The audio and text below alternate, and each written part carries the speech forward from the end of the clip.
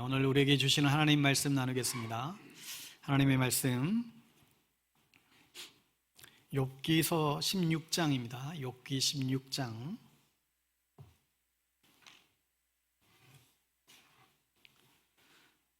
구약성경 776면 욥기 16장 1절에서 5절까지의 말씀입니다. 욥기 16장 1절에서 5절 말씀,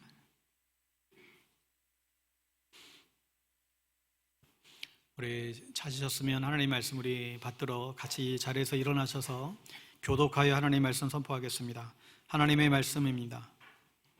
욥이 대답하여 이르되 이런 말은 내가 많이 들었나니 너희는 다 재난을 주는 위로자들이로구나.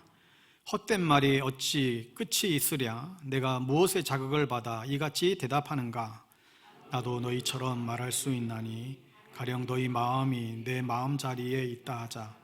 나로 그럴듯한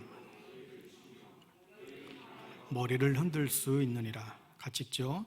그래도 입으로 너희를 강하게 하며 입술의 위로로 너희의 근심을 풀었으리라. 아멘. 오늘은 일상의 언어 자의 말씀으로 하나님의 말씀 나누겠습니다. 우리가 계속해서 지금 선교적 교회 또 선교적 영성에 대해서 우리가 배워가고 있습니다. 선교적 교회라고 하는 것은 어떠한 건물도 어떤 조직도 또 어떤 사업도 단순한 어떤 예배 모임도 아니라 하나님의 구원 복음으로 구속받은 그런 사람들이 일로 구성된 구속적 삶을 살아가는 하나님의 이 나라의 군대임을 우리는 분명히 하고 있습니다. 그래서 이제는 건물 중심으로 사람을 모이게 했던 그런 교회에서 이제는 우리가 서 있는 곳이 어디든 그곳이 거룩한 하나님의 나라가 되도록 우리의 삶의 일터와 우리의 그 일상에서 선교적 삶을 살아가는 성도들의 공동체를 우리가 꿈꾸고 있는 것이죠. 우리의 신앙생활은 결코 주일날 한 번 와서 예배드리는 것이 우리의 신앙생활이 아니라 혹은 단순히 해외에 나가서 교회를 개척하거나 혹은 또 전도를 하는 이런 선교를 넘어서 일상 속에서 하나님 나라의 그 통치가 이루어지기를 우리는 소망하고 있습니다. 내가 속한 직장 속에서 또 내가 매일 만나는 또 웃고 떠드는 친구들 사이 속에서 삶을 통해서 복음이 실현되기를 우리가 바라는 것이죠. 이를 위해서는 우리가 무엇보다도 예수님의 이끄심을 받는 삶을 살아야 된다라는 것을 우리가 확인했습니다. 예수님이 단순히 우리를 천국 가게 만드는 티켓을 주는 그런 존재가 아니라 우리의 삶에 있어서 구체적으로 따라가야 될 분임을 놓치지 말아야 됩니다.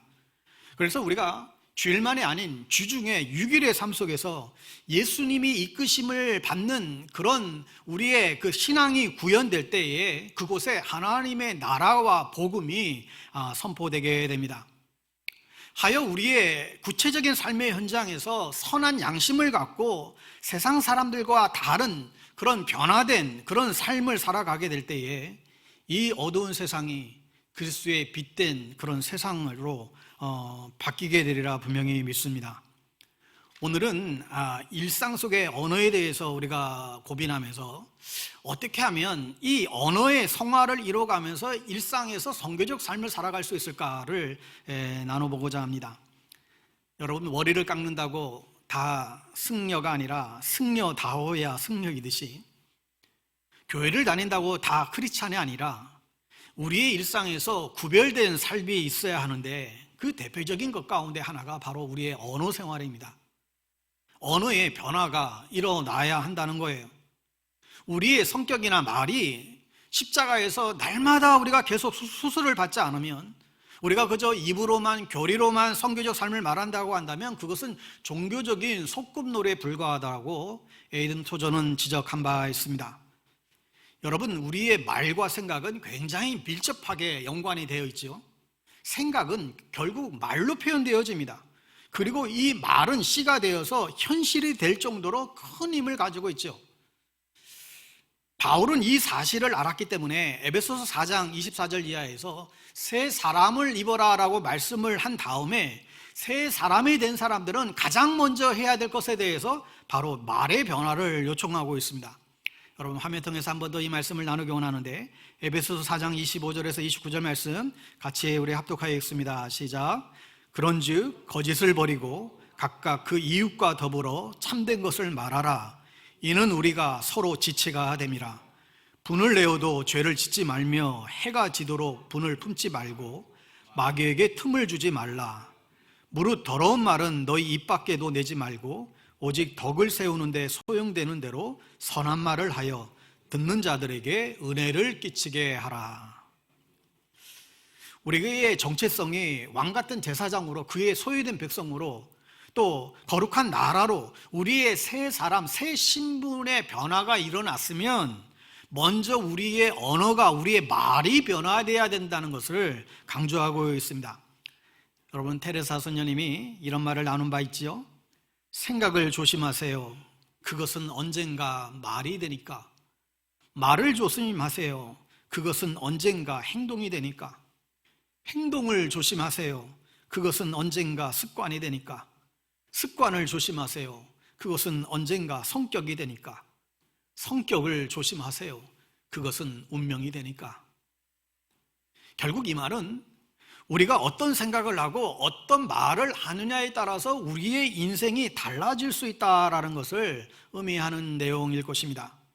여러분, 말의 중요함은 창세기 1장 1절에서부터 나타나고 있습니다. 태초에 하나님이 천지를 창조하시니라. 하나님이 언어로 이 세상을 창조했습니다. 이 언어의 힘을 느끼게 되죠. 하나님께서 언어로 세상을 창조하셨듯이 우리의 말로 우리의 현실을 창조하게 됩니다.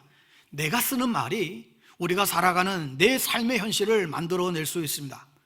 그래서 선하고 좋은 말을 쓰면 좋은 현실이 창조되고, 또 과격하고 상처 주는 말을 하게 되면 그에 걸맞는 현실을 만들어가게 될 것입니다. 여러분, 이처럼 말이라고 하는 것은 그에 상응하는 현실을 만들어내게 됩니다. 사랑의 말은 사랑의 현실을 만들고, 미움의 말은 미움의 현실을 만들어내지요. 여러분, 루머와 가짜 뉴스가 이게 나쁜 게 왜 이게 나쁜 것입니까? 이 말이 가지고 있는 이 파괴력을 가지고 그 목적하는 대상을 무너뜨리고 말죠. 순식간에 퍼져서 사실과 상관없이 한 사람의 인생을 아주 그냥 나락으로 떨어뜨려 버리는 결과를 초래합니다. 여러분, 그러니 정말 조심해야 합니다. 사소하게 내뱉는 말 한마디가 그대로 사라지는 경우도 있지만, 죽지 않고 살아남아서 원한이 되고 상처가 되고 삶을 파괴하고 관계를 파괴해버리는 일들이 우리 주변에 왕왕 일어납니다. 도대체 몇 번을 말해야 알아듣나? 다 나니까 이렇게 말해주는 거야. 너는 왜 내 진실을 몰라주니? 난 틀린 말은 안 해. 내가 뭐랬어? 거봐, 내 그럴 줄 알았어. 이게 다 나줘라고 하는 말인 줄 알아? 다 너줘라고 하는 얘기야. 당신은 맨날 그런 식으로 얘기해. 네가 아직 몰라서 그래. 네가 아직 어려서 그래. 됐어, 더 이상 말하고 싶지도 않아. 네가 나한테 해준 게 뭔데? 돈도 못 벌어오면서 그렇게 먹으니 살이나 찌지. 어떠신가요? 우리 주변에서 사실 많이 듣기도 하고, 혹은 우리가 했던 말들이 일부가 여기에 포함되어 있기도 합니다. 듣기만 해도 숨 막히는 말들이죠. 상대방을 생각해서 하는 말 같고 일면 맞는 말 같지만 그 말을 들으면 기분이 상하고 마음이 쪼그라들게 만드는 표현들이죠. 예전에 청소년들을 대상으로 한 그 조사에서 가장 듣기 싫은 말 1순위가 뭐라 그랬어요? 많은 부모들이 맞는 말을, 옳은 말을 기분 나쁘게 한다. 이게 1순위였어요. 맞는 말을 기분 나쁘게 할 때 가장 듣기 싫다고 했는데, 여러분, 사실 부모들만 그런 말 하는 게 아니죠. 우리가 살아오면서 일상에서 또 교회 안에서도 이런 분들이 많은 것을 우리는 종종 경험하곤 합니다. 맞는 말을, 옳은 말을 기분 나쁘게 하는 분들이 많이 계세요. 어쩌면 그게 대표적으로 저일 수 있습니다. 사실 살면서 또 목회하면서 얼마나 많은 이런 실수들을 하게 되는지 돌아보면 제 자신이 시급해지는 순간들이 왕왕 있습니다. 오늘 이 욥의 새 친구들의 말을 잘 들어보세요. 우리가 앞뒤 지금 다 자르고 16장 우리가 본문을 보고 있지만, 그들의 말을 보면 틀린 말이 거의 없습니다. 거의 다 맞는 말들이에요. 신학적으로도 잘 짜여진 말들입니다. 그런데 그 말들이 고통당하고 있는 그 욥을 위로해 주지도 못하고 살려내지도 못하고 그 고통에서 건져내지도 못해요. 오히려 기분 나쁠 정도가 아니라 욥을 더 망가뜨리고 고통스럽게 합니다. 이들이 욥을 위로한다라고 하면서 하는 그 지극히 지당하신 그런 이야기들이 욥을 더욱더 바짝 말라 죽이는 그런 말들이 전해지는 것이죠. 그런데 여러분, 이 욥의 친구들이 처음부터 이랬던 것은 아니었습니다. 욥기 2장의 서두에 보면 욥이 자신의 그 재산과 그 자녀들을 다 잃고 심지어 온몸에 병이 나서 머리부터 정수리까지 종기가 나고, 그래서 나무 그릇 조각으로 자기 몸을 정말 긁어대는 그런 상황에 놓여 있을 때 그 소식을 들은 저 멀리 사는 친구들이 그 소식을 듣고는 한 걸음에 달려왔어요. 그리고 그 욥의 그 참혹한 상황을 보고 너무 그 충격에 빠져서 같이 정말로 아파하며 소리 지르며 울면서 욥의 곁을 지킵니다. 그 장면이 욥기 2장 12절 13절에서 이렇게 묘사되고 있습니다. 눈을 들어 멀리 보매 그가 욥인 줄 알기 어렵게 되었으므로 그들이 일제히 소리질러 울며 각각 자기의 겉옷을 찢고 하늘을 향하여 티끌을 날려 자기 머리에 뿌리고 밤낮 7일 동안 그와 함께 땅에 앉았으나 욥의 고통이 심함을 보므로 그에게 한마디도 말하는 자가 없었더라. 멀리서 친구가 아주 심한 병이 걸려서 모든 재산을 다 잃고 어려운 공경에 빠졌다는 소식을 듣고 한 걸음에 달려와서 7일 동안 밤낮 그 고통당하는 그 욥과 함께 지금 머물러 있었다라는 거예요. 여러분, 굉장히 놀라운 우정 아닌가요? 함께 울고 욥에게 단 한마디도 안 한 채 침묵하며 그의 곁에서 지켜줍니다. 만약 여러분이 어떠한 고통 가운데 있을 때에 누군가가 그 멀리서 달려와서 여러분 7일 밤낮을 이렇게 쉬지 않고 같이 침묵하며 같이 울어줄 수 있는 그런 벗들이 여러분에게는 얼마나 계신가요? 그걸 생각하면 이 장면이 너무나 귀하고 아름답게 보여집니다. 욥기에 대한 많은 그림들이 있는데 마치 이 장면은 이러한 모습이었지 않았을까 싶습니다. 그림 1번을 좀 보여주시면 욥을 보면서 그 곁에서 친구들이 같이 침묵하며 아주 탄식하며 울고 있습니다. 근데 이랬던 모습이었는데 욥기 4장에 가면 순식간에 장면이 바뀝니다. 그림 2번을 다시 보시면 이 고통스러워하는 그 욥을 두고 하나님을 욕하고 죽으라고 하는 그 아내가 옆에 있고 그 세 친구들은 다들 지금 손가락질을 하면서 욥을 몰아세우고 회개하라고 촉구하고 있는 장면이에요. 저 손가락들이 좀 괴이하게 보이지 않습니까? 그런데 저 그림 속의 욥이 우리 자신일 수도 있고 아니면 저 욥을 향하여 정죄하는 저 친구들이 그 가운데 한 사람이 우리의 모습일 수도 있지 않을까요? 그런데 저 모습이, 저 장면이 욥기 4장부터 25장까지에 이르러서 세 친구들이 그 욥을 향한 그 공격의 내용으로 가득 차 있습니다. 여러분, 도대체 왜 욥의 친구들이 이렇게 처음엔 안 그랬는데 급변해서 이 욥을 이렇게 몰아세우게 되었을까요? 우는 자와 함께 울어주었던 모습을 보여줬던 이 친구들, 그저 말없이 침묵하며 그 벗의 고통 가운데 곁에 있어줬던 그 친구들이 왜 갑자기 이렇게 돌변하게 되었을까? 욥기 2장과 욥기 4장 사이에 도대체 무슨 일이 있었던 것일까요? 여러분, 욥기 3장 1절을 한번 보실래요? 그 후에 욥이 입을 열어 자기의 생일을 저주하니라. 욥기 3장에는 욥이 너무나 고통스러워서 차마 하나님을 저주하지 못하니까 자기가 태어난 것을, 자신의 탄생을 아주 저주하는 탄식들이 3장 전체에 걸쳐서 나타납니다. 차라리 내가 나지 않았으면 좋았을걸, 이러면서 차라리 죽는 게 낫겠다라고 하면서 탄식하는 내용이 욥기 3장의 전체를 다루고 있습니다. 아무런 희망도 보이지 아니하는 그 절망의 순간에서 터져나오는 탄식의 소리지요, 바로 이때부터였습니다. 이 탄식의 소리들이 자신의 생일을 저주하는 욥의 고백이 나오고 난 다음부터 4장부터 욥의 친구들이 돌변한 거예요. 욥을 이제 막 몰아세우기 시작합니다. 아마 이 욥의 친구들은 욥의 그 자신의 태어난 것을 저주하고 어쩌면 이런 모습을 보고 한마디로 그가 요즘 말로 그냥 빡친 거예요.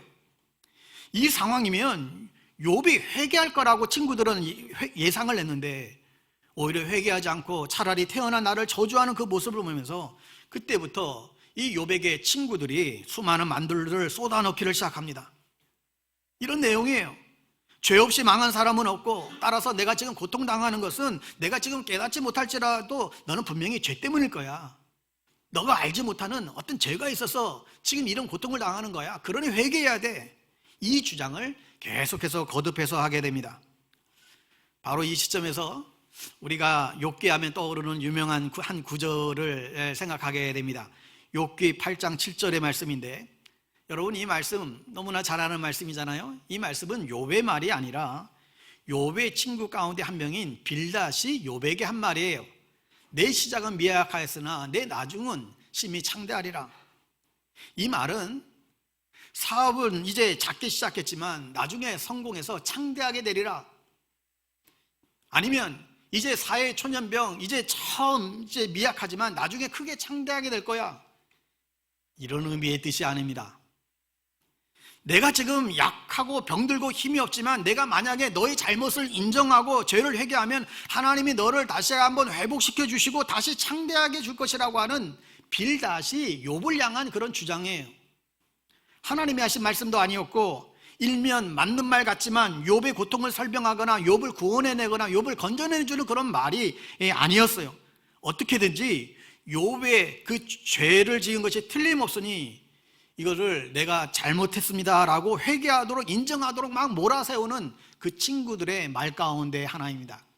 여러분, 그러니 앞으로는 혹 어느 집에 개업식에 가든 이상한 집에 가든 이 말씀으로 새겨진 그 액자 성글은 사시지 마시기 바랍니다. 가장 잘못 오용해서 사용되는 성경 구절 가운데 이게 대표적인 하나이죠. 참 신기하죠, 여러분. 누군가와 대화를 하다가 내가 분명히 맞고 저 상대방이 틀린데 인정을 안 하잖아요. 그러면 저 상대방이 어떻게든 그것을 인정하게 만들려고 점점 수위가 올라가요. 처음엔 조금 젠틀하게 말하다가 이젠 감정이 올라가고 목소리가 올라가고, 그래도 안 되가 나중에는 선을 넘게 되죠. 욥의 친구들도 마찬가지였습니다. 아무리 얘기를 해도 욥이 자신의 죄를 지었다고 인정하지 않고 결백하다고 하니까 욥의 친구들의 발언의 강도가 점점 세지기 시작한 것이죠. 처음에는 이 정도 아니었어요. 그런데 나중에는 욥기를 읽다 보면 욥을 아예 완전히 악인으로 몰고 가요.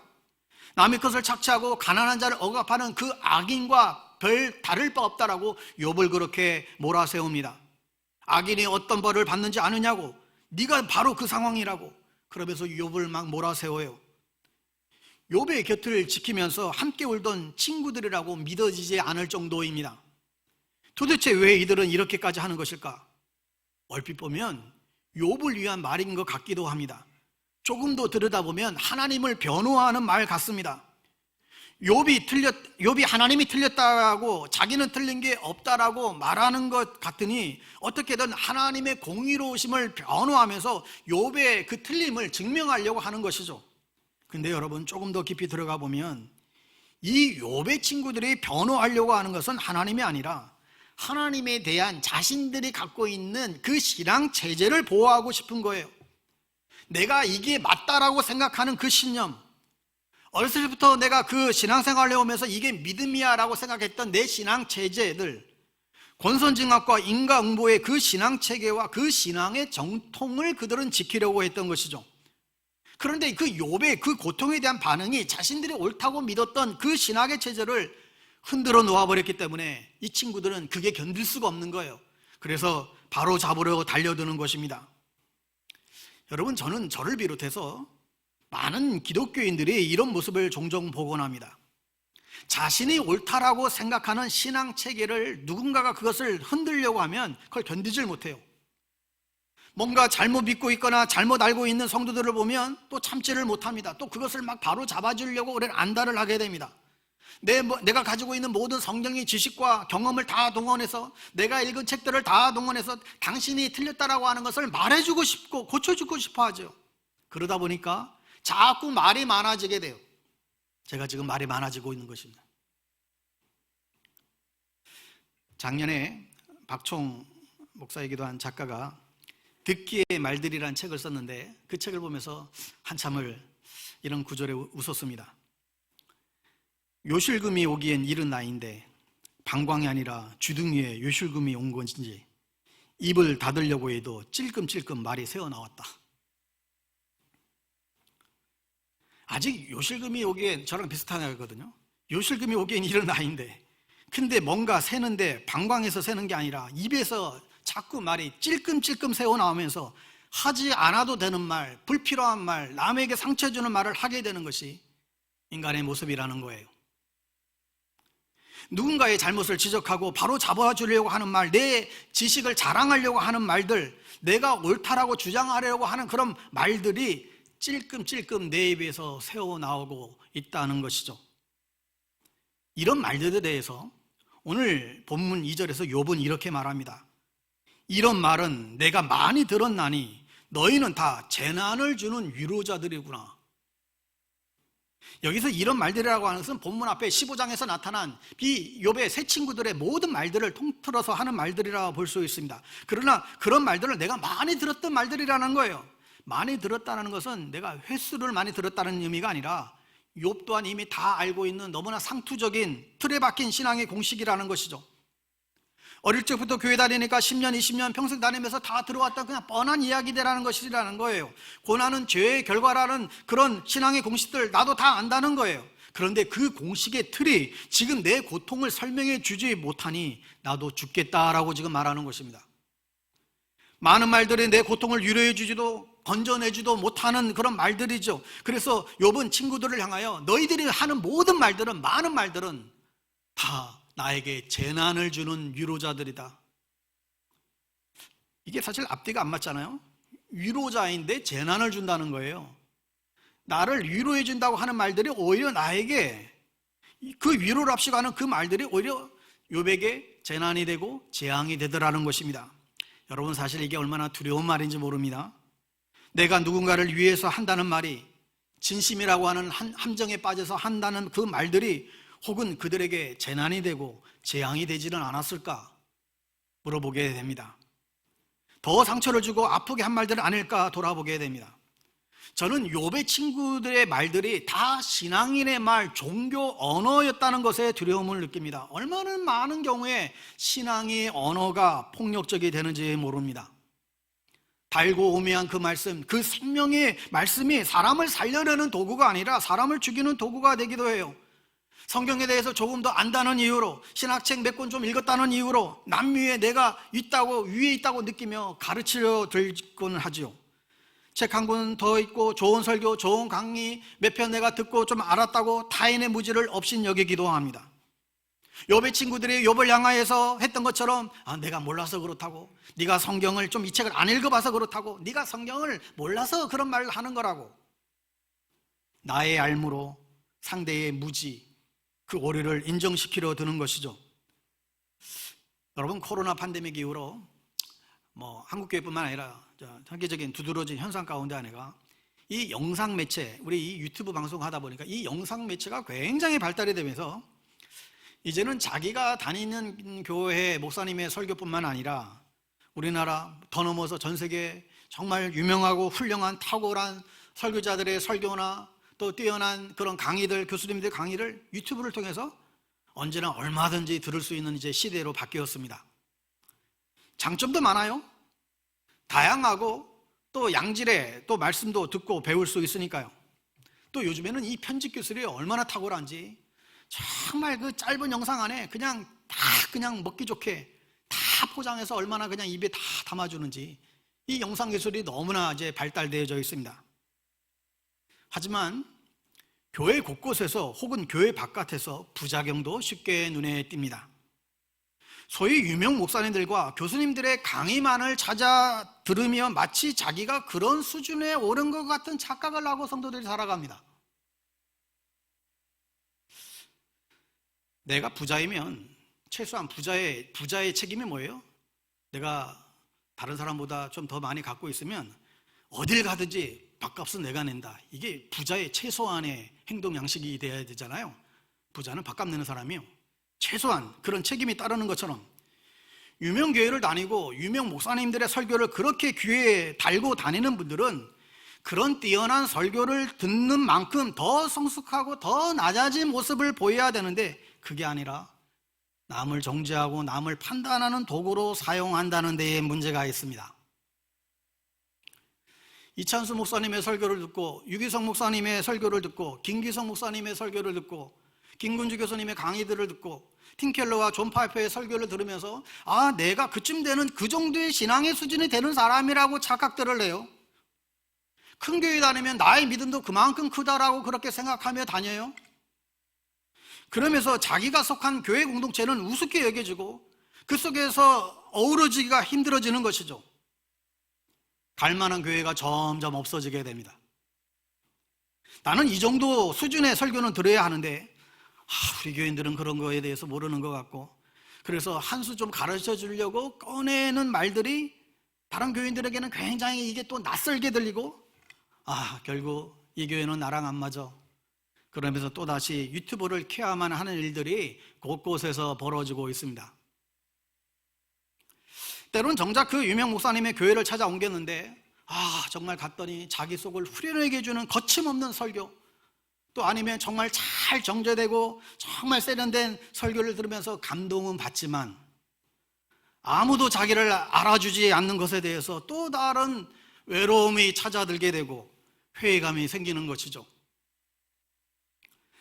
사랑하는 여러분, 우리가 무언가를 배워서 알게 되었다라고 한다면 그것은 반드시 누군가를 섬기기 위한 지식이 되어야 합니다. 누군가의 위에 있고자 하는 지식이 되어서는 안 된다는 거예요. 욥의 친구들이 가진 자기의 어떤 성경 지식이나 신학 지식들이 고통중에 있는 친구를 참으로 위로하고 그에게 소망을 주는 그런 지식으로 사용되어져야 했습니다. 욥이 틀렸다라는 것을 증명하기 위한 도구로 되어서는 안 된다는 거예요. 설령 그들의 말이 진실이었다 하더라도 말이죠. 저는 오늘 저명한 에밀리 디키슨의 한 말을 기억했으면 합니다. 말하라 모든 진실을, 하지만 말하라 비스듬하게. 말하라 모든 진실을, 하지만 말하라 비스듬하게. 이게 무슨 의미일까요? 저는 우리 그리스도인들이 진실을 비스듬하게 말하는 법을 배웠으면 합니다. 이것이 진실이니까, 이게 옳으니까, 이게 정의로우니까 무조건 말하는 게 다 좋은 게 아니에요. 상대방의 신앙 연륜이 어떤지, 그 신앙의 백그라운드가 어떤지, 성경을 이해하는 깊이와 단계가 어떤지 그걸 전혀 고려하지 않고 내가 가진 지식과 그 경험만을 주장하는 것은 아무리 그 말이 옳다 할지라도 어느 누구도 살려내지 못합니다. 또한 지금 내 앞에 있는 상대방이 정치적인 입장에 상관없이 내뱉는 특정 정치인이나 특정 정당을 비방하는 일은 여러분 아무리 그것이 옳고 그것이 정의로워도 대부분 파괴적입니다. 여러분, 늘 내 옆자리에는 나와 다른 성향의 정치적인 이견, 정반대의 사람들이 있다는 것을 늘 기억하셔야 됩니다. 이제 또 총선이 다가오게 되면 여러 가지 이야기들이 회자되는데 여러분 조심해야 됩니다.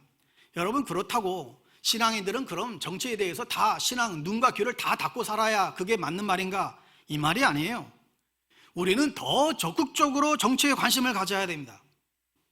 그런데 그 관심은 특정 정당이나 정치인이 아니라 정책에 관심을 가져야 돼요. 무엇이 진정 정의로운 사회를 이루어가고 가난한 자들이 공평한 대우를 받으며 편견 없는 하나님 나라를 이 땅에 세워가는 데에 합당한 어떤 정책이 옳은지 그것을 분별하고 지원하고 때로는 불의에 대해서 항의할 수도 있어야 됩니다. 기독당이라고 응원할 것이 아니라 진정 성경의 가치관을 가지고 겸손히 주를 섬기듯이 정말 나라를 섬기려고 하는지 그걸 보시고, 아니면 찍으면 안 돼요. 그게 아니면 우리의 기준은 정당이 아니라 이 땅에 하나님의 나라를 세우는 데 있고 하나님의 뜻을 이루는 데 있기 때문에 그렇습니다. 여러분, 또한 우리 그리스도인들의 말의 기준은 옳으냐 그르냐에 그쳐서는 멈춰서는 안 됩니다. 이 말이 옳으냐 그르냐를 떠나서 이 말이 사람을 살리는 말이냐 죽이는 말이냐, 세우는 말이냐 무너뜨리는 말이냐, 재난을 주는 위로자냐 참으로 위로를 주는 진정한 위로자냐, 그것이 우리의 기준이 되어야 됩니다. 코리 도필드가 그가 쓰고 그림을 그린 그림책 가운데에 가만히 들어줘서라는 책이 있습니다. 그 작품에 보면 테일러라고 하는 아이가 등장해요. 이 테일러라는 아이가 아주 특별하고 놀라운 것을 만들었어요. 그런데 새들이 와서는 하루아침에 그것을 다 무너뜨리고 다 망가뜨려 버립니다. 그래서 이걸 보고 닭이 와서는 꼬꼬댁꼬댁 닭이 와서는 무슨 일이 일어났냐고 막 부산스럽게 소리를 지르면서 나에게만 말해보라고. 테일러가 말하고 싶지 않다라고 하고 그냥 가만히 있으니 닭이 떠나버리죠. 그 다음에는 곰이 와서는 그럴 때는 그냥 소리를 그냥 냈다 질러보라고 충고를 합니다. 그것도 듣지 않자 곰이 떠나갑니다. 다음에는 코끼리가 와서는 내가 망가진 것 내가 고쳐줄 테니까 어떤 모습이었는지 자기한테 상세히 좀 설명해 보라고 그렇게 이야기를 합니다. 그 다음에는 하이에나가 와서 그런 것 그냥 아예 넘기라고, 그냥 개의치하지 말라고 그렇게 또 충고를 합니다. 다음에는 타조가 와서는 아무 일 없었던 것처럼 그냥 숨어버리라고 충고를 하죠. 또 캥거루가 와서는 이런 거 다 치워버리라고 조언을 하고, 마지막에는 뱀이 와서는 우리 다른 애들 것도 다 같이 무너뜨려 버리자 또 유혹을 합니다. 하지만 테일러는 아무것도 하지 않았고 결국엔 동물들이 다 떠나가고 혼자 남습니다. 어떤 일이 벌어졌을 때 여기 나와 있는 동물들의 모습이 우리의 모습과 같지 않습니까? 누가 아프다고 그러면 와가지고 꼬꼬댁 하면서 온 동네 소문에 다 소문을 내고 이렇게 해보라고 저렇게 해보라고 충고를 하고. 여러분, 충조 평판을 아시나요? 충조 평판. 충고하고 조언하고 평가하고 판단하는, 함부로 말을 하는 것이죠. 혹 이 그림책 볼 기회가 있으면 어느 모습이 가장 좋은 모습인지, 어떤 친구가, 어떤 동물이 가장 좋은 친구일까 생각해 볼 수 있습니다. 그런데 잠시 후에 혼자 남은 테일러에게 귀가 큰 토끼가 찾아옵니다. 저 그림에 나와 있는 그 토끼가 찾아와요.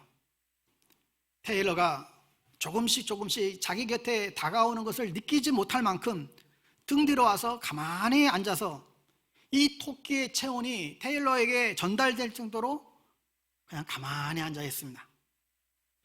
그제서야 테일러가 말하기를 시작하고 토끼는 그것을 듣고 테일러가 소리 지르는 것까지도 다 들어줘요.